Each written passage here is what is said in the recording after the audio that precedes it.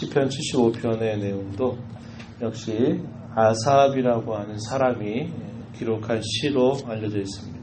우리가 제3권 가운데서 73편부터 83편까지 쭉 기록되고 있는 이 시편들이 아삽이 기록한 시로 이렇게 표현되어 있는데요. 이 아삽은 지난도 말씀드렸지만은 다윗이 다스리고 있는 시대에 성전에서 여호와 하나님을 찬양하는 사람들을 이끌었던 찬양의 지도자였다는 겁니다. 그러면서도 이들은 예언자와 같은 역할도 감당했던 인물들입니다. 그래서 전에도 우리가 역대상에 있는 말씀을 읽으면서 당시 찬양을 인도했던 이런 지도자들의 경우에는 하나님의 말씀에 대단히 밝은 사람들이었다라는 것을 이야기한 바가 있습니다.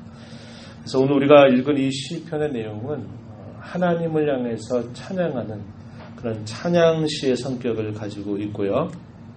또 한편으로는 장차 하나님께서 이렇게 하실 것이다 라고 하는 것을 우리에게 일러주기 때문에 예언시라고도 부르고 있습니다. 장차 하나님이 행하실 일들에 대한 예언의 성격을 담고 있기도 하고 또 하나님을 향해서 높이겠다고 하는 이 시인의 그 간절한 마음이 표현되어 있기 때문에 찬양시다 이렇게 부르고 있습니다. 왜 하나님을 높이는가? 그 이유에 대해서 우리가 이 시편의 말씀을 통해서 확인하는 것은 하나님의 뜻에 의해서 이 모든 세상의 일들이 진행이 된다라는 것입니다. 과거에도 그러하셨고 앞으로도 하나님은 그분의 뜻을 따라서 이 모든 세상을 다스릴 분이시고 그 하나님의 다스림의 끝에서 자기 백성들에게는 하나님께서 뿔을 높이 드실 것이고 악인들의 뿔을 하나님께서 다 꺾어버리실 것이다 라고 하는 것을 이야기하면서 그런 이유 때문에 하나님을 높이 찬양한다. 그러한 내용들을 오늘 본문 속에서 고백합니다. 1절 말씀에 가서 보시죠. 하나님이 우리가 주께 감사하고 감사함은 주의 이름이 가까움이라 사람들이 주의 기이한 일들을 전파하나이다 이렇게 표현합니다. 주께 감사하고 감사한다 이 말은 하나님을 향한 감사를 강조하는 거죠. 하나님께 감사한다, 하나님을 높인다, 하나님을 찬양한다 이런 뜻을 표현한 것입니다. 왜 하나님께 감사하고 감사하느냐 그 이유에 대해서 주의 이름이 가깝기 때문이다 그 이유를 설명합니다.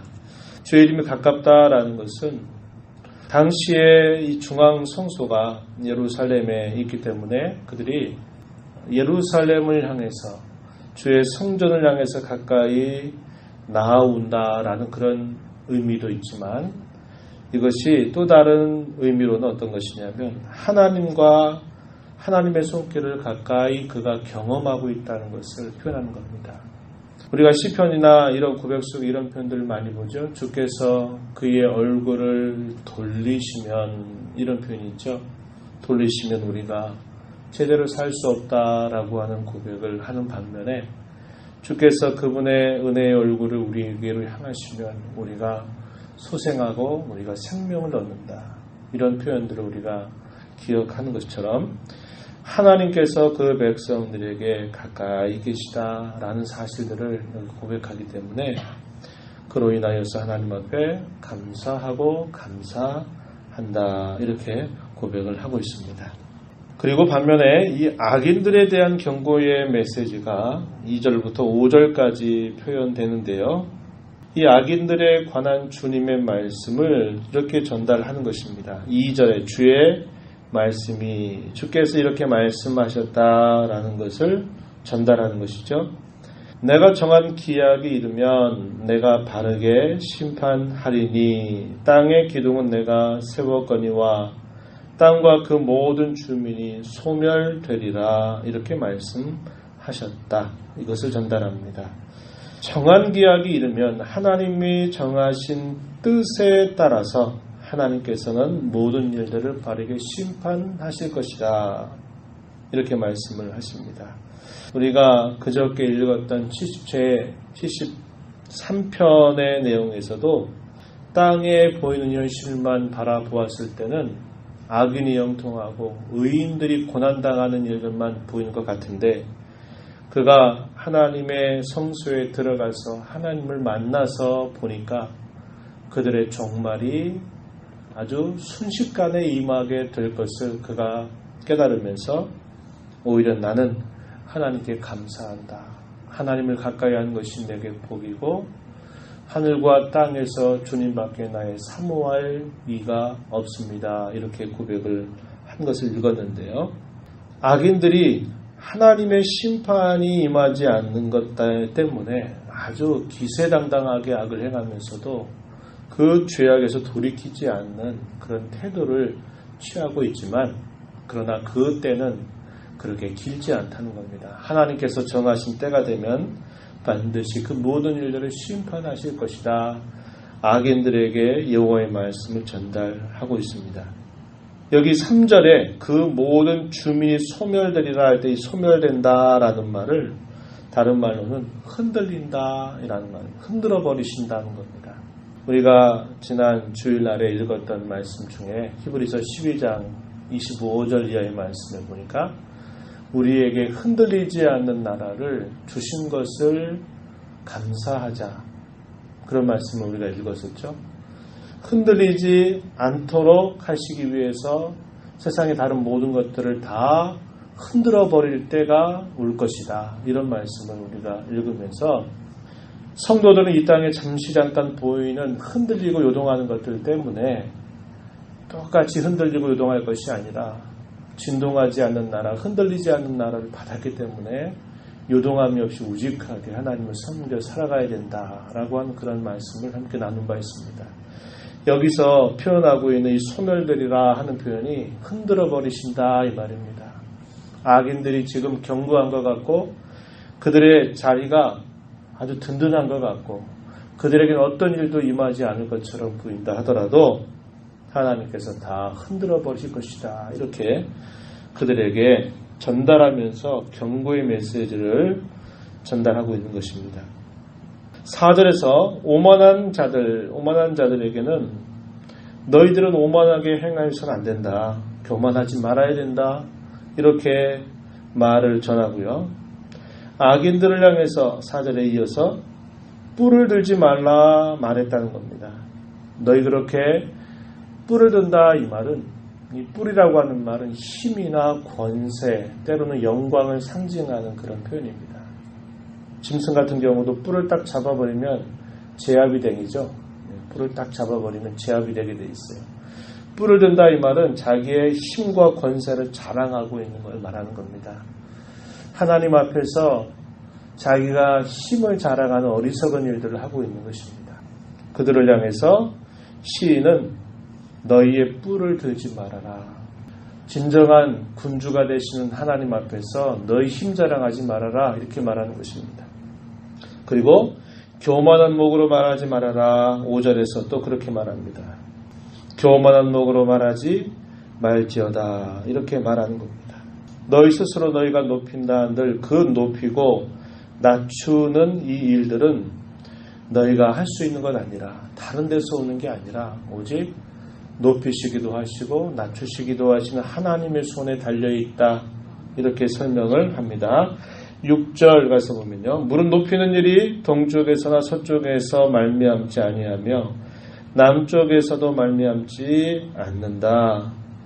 오직 재판장이신 하나님이 이를 낮추시고 저를 높이신다. 이렇게 말합니다.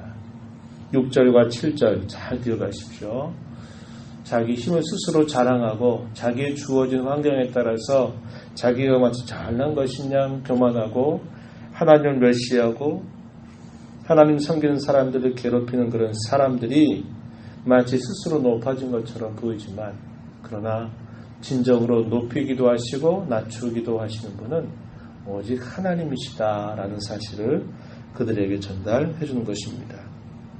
하나님께서 심판의 잔을 손에 쥐고 계시다는 사실을 이야기합니다. 8절에 보면요. 여호와의 손에 잔이 있어 술거품이 일어나는도다. 속에 섞은 것이 가득한 그 잔을 하나님이 쏟아내시나니 실로 그 찌꺼기까지도 땅의 모든 악인이 기울여 마실 것이다. 잔이라고 하는 말은 심판을 상징하는 표현으로 우리가 많이 성경을 통해서 읽는 내용입니다. 요한계시록에서도 보면은 진노의 잔 이런 표현을 쓰죠. 여기서도 이 잔이라는 말이 하나님의 심판을 상징하고 있는 그런 표현입니다. 여호와의 심판의 잔 안에 그들이 있다는 것을 두려워해야 된다는 거죠. 스스로 힘자랑하지 말라는 겁니다. 하나님 앞에서 오만한 태도를 갖지 말라는 것입니다.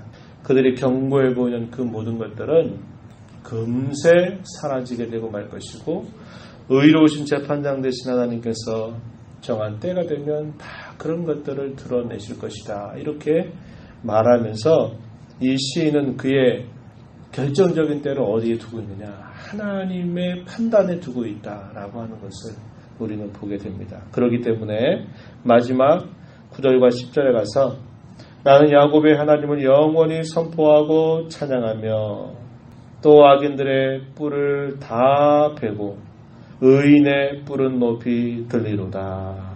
하나님께서 마침내 그렇게 하실 것이다 하는 거죠. 악인들의 힘이나 권세 그런 것들은 다 꺾어버리실 것이고 의인들의 뿔은 하나님께서 높이 드실 것이기 때문에 나는 야곱의 하나님, 우리의 하나님을 영원히 선포하고 찬양할 것입니다. 이렇게 말하는 겁니다.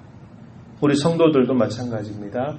우리 눈앞에 펼쳐지는 여러 가지 일들이 때때로 거꾸로 진행되는 것 같고 하나님을 섬기는 일들이 참 무모하게 보이는 그런 일들이 우리에게 다가설 때가 많이 있습니다. 그럴 때 우리는 우리의 시선을 하나님께로 향해 되고 믿음으로 바라보는 것입니다. 하나님께서 우리를 흔들지 아니하고 우리를 견고하게 세워주실 그때를 바라보고 모든 악인들과 죄악된 것들을 다 흔들어 버리실 때를 하나님께서 그때를 정하시고 지금도 우리를 향해서 다가오고 계시다라고 하는 것을 우리는 늘 생각해야 됩니다. 옛적에 이 시인이 노래했던 그 때 비해서 수천 년이 지난 지금입니다. 주님의 발자국 소리가 더 가까이 우리에게 다가오고 있음을 우리가 기억하고 우리의 남은 때를 하나님 앞에 은혜를 받은 자답게 늘 하나님이 행하신 일들에 우리의 시선을 고정하고 우리의 주어진 삶 속에서 늘 하나님을 찬양하고 하나님께 감사와 영광을 돌리는 그런 삶을 살아가는 우리 모두가 되기를 바랍니다. 하나님 아버지 감사합니다. 지난 밤에도 주님의 은혜 가운데 또 쉼을 허락하시고 이 새벽 시간에도 저희들을 일깨워 주셔서 주 앞에 서게 하시며 찬양과 또 말씀과 기도함으로 이 하루를 주와 더불어 시작하게 해주심을 감사합니다. 저희들에게 생명과 호흡을 허락하시고 우리 사는 모든 순간순간들마다 하나님께서 붙잡아 주시지 않는다면 한시라도 살아갈 수 없는 저희들이 언제나 있지 않게 하시고 저희들을 향하여 늘 예수 그리스도 안에서 선대하신 하나님의 귀한 사랑을 늘 확신하고 때때로 저희들의 보이는 현실 속에서 거꾸로 지는 현상들이 보인다 하더라도 낙심하지 않게 하시고 늘 우리의 시선을 하나님 앞에 집중하며 하나님께서 높이기도 하시고 낮추기도 하시는 분이심을 언제나 신뢰하며 살아가는 저희 모두가 되게 하여 주시옵소서. 믿음은 바라는 것들의 실상이고 보이지 않는 것들의 증거를 하셨사오니 이러한 믿음의 참된 성격을 가지고 하나님을 진실되이 섬겨가는 저희들 모두가 되게 해 주시옵소서. 은혜의 보호자 앞에 나와서 하나님 앞에 간구하오니 저희들을 불쌍히 여기시고 이 시간도 저희들을 가까이 만나주시기를 간절히 비옵나이다. 우리 주 예수 그리스도 이름으로 기도하옵나이다. 아멘.